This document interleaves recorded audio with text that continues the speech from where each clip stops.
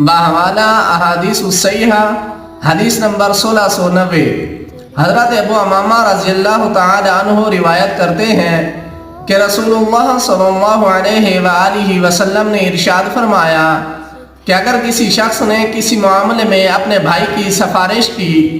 और वो इस सिफारिश पर इसके लिए कोई तोहफ़ा ले आया और इसने वो तोहफ़ा कबूल कर लिया तो ये सूद के दरवाज़ों में से बहुत बड़े दरवाज़े तक आ गया। तो सामीन कराम, बयान करदा हदीस में हमें बड़ी अहम बात पता चली है